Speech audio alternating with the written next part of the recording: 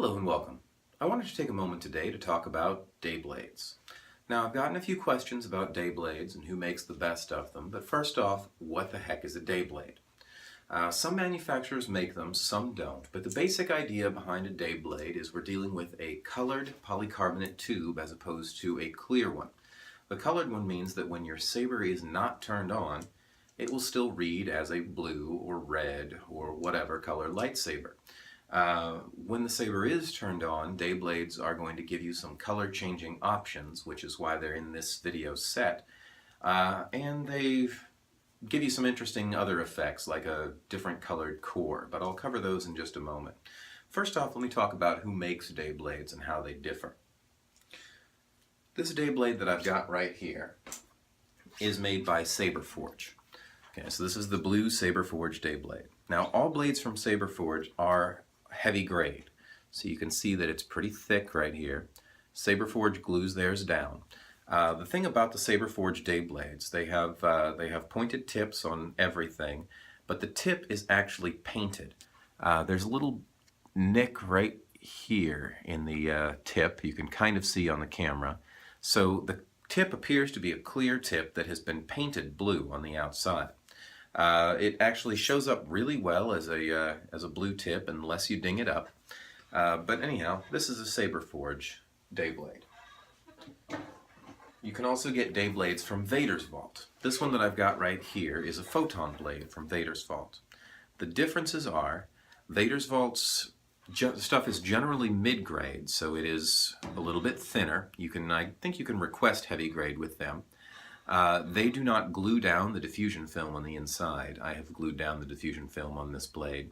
And their stuff is dual diffused, which means it's diffused with diffusion film on the inside, just like the Saberforge, but the outside is lightly sanded to give it this sort of second diffusion sheen. So that's what the Vader's Vault does that the Saberforge doesn't. Also in this market, Custom Saber Shop. Custom Saber Shop sells you the stock to make your own. This is their pointed tip. I diffused this with some film. This is their standard red, thin-walled polycarbonate. You notice it's not sanded on the outside, so in that way it's like the Saberforge. But the tips come in colors. It doesn't illuminate as well as the Saberforge tip does because it's a standard mirrored tip. I'll show you that when I light this up. But the parts are available through Custom Saber Shop. Okay, two more. This is a Kyberlite blade. Okay, now the difference in the Kyberlite blades, they do all use thick wall. Their plastic blend is a little bit lighter than some of the other brands. So this thing reads as a slightly lighter blue than the Saberforge blue, and their red ones, especially under light, are going to read more as an orange than a red. When the light is not on, when you're just looking at the blade, you can kind of see the difference there. Kyberlite, Saberforge. All right, the other thing about the Kyberlite tips, Saberforge tips are threaded, but they're locked. So this was a threaded tip that was screwed in and glued there. Kyberlite does not lock their tips, so I can unscrew this.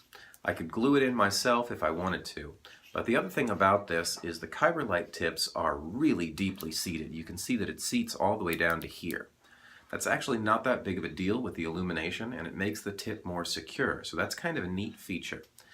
As opposed to the Custom Saber Shop, the Kyberlite tips also use a shine-through tip, which is something that you can get from Vader's Vault. Basically, the mirror disc has a hole in the middle of it so that some of the light escapes and illuminates the tip. But very sturdy design. These are also a whole lot cheaper, which is why I'm a big fan of these, and some of the people from the Saber Legion I noticed have just posted a lot about these blades. But Kyberlite blade. And lastly, in the field of Dayblades, we've got a premium option. Now these are Ripper blades, dueling blades. Okay, so this is a red one. You notice the etching in there, the sort of Dremel work for the lightning bolt. Pointed tips. Okay, the thing about these, here you can see that the lightning is clear, the blade is red. The thing that makes these different is that instead of using a colored polycarbonate stock, Ripper Blades has used a clear polycarbonate stock that they have painted with a transparent paint, etched through or ground through in order to get these lightning or this lightning effect here. And then I'm guessing that they've sealed it because I've never been able to chip this paint. But you can see down here at the base, it's clear blade stock that's been painted on the outside. Okay, one last option from Ripper blades. They give you the option of black as well. And this is by far my favorite Dayblade that I own, this black one. But I'll show you this in just a little bit. So those are some of the options that we have. In terms of what a Dayblade does, I'll go ahead and fire this up and show you. I have on here a white LED that pulses to a red, green, white 4 LED blend, which is still white. So it's a light white, dark white or pulse. But let me show you what that looks like through a blue blade, and we'll talk about the color changing.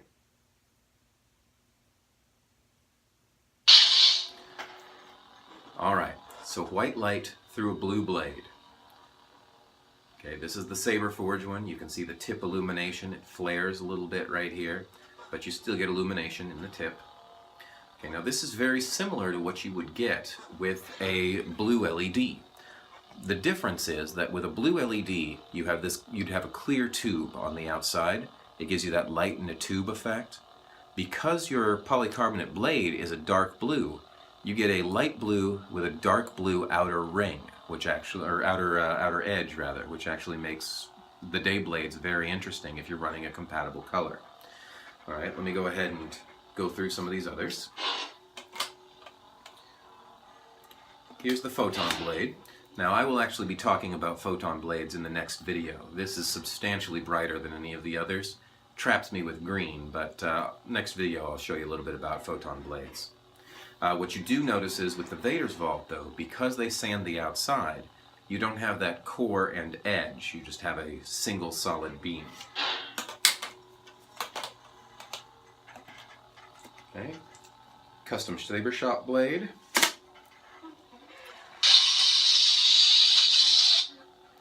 Okay, now you notice that with red it's much like blue.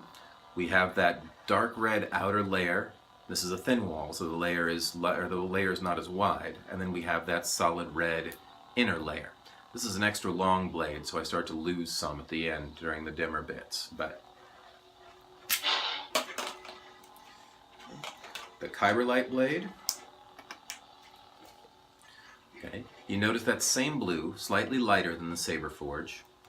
There's the tip illumination, so you will see this plug right here. In person, this is less obvious, especially from a distance, but you do lose light in that plug. And then the Ripper blades options. Here's the red. You notice that the etching leaves a jagged edge, an unstable edge around the outside, which is a really nice effect. Tip illumination isn't great, not as good as the Saber Forge, about the same as the custom Saber Shop, but the real star is this jagged edge. And then the black. Okay, so with the black I still get that jagged edge, but the black is just going to darken up whatever color I put through it. So there it is all with white. So let me talk about the color change.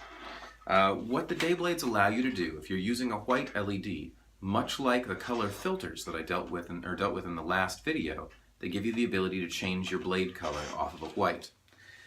If you're using a compatible color, for instance, let me turn this back on here. Let's say that instead of the white, I go with a red. Okay, with a red LED through a red blade, I end up with a deep red, no problem. Actually looks really pretty. Red LED through a photon blade, I end up with a beigeish red, still not much problem. Red LED through a blue blade, I end up with a very dim purple blade. It's kind of interesting. It's deep red in the middle, blue on the outside, but I sacrifice a lot of light for this. With the Ripper blades, I end up with a lava blade or just a jagged red blade.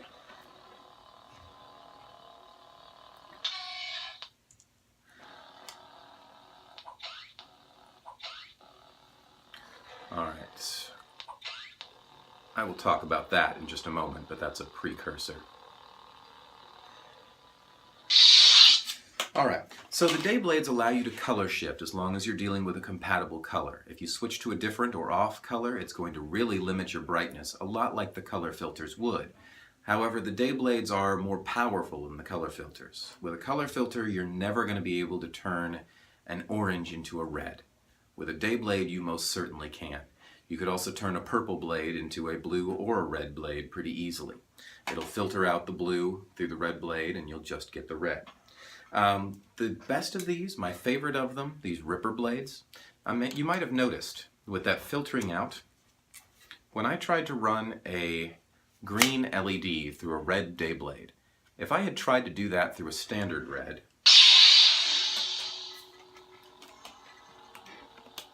I would get practically nothing on illumination. It would still be red, but it's practically nothing. When you run it through the Ripper blade, you get solid green on the lightning and then that dim sort of dark red on everything else for a really neat effect.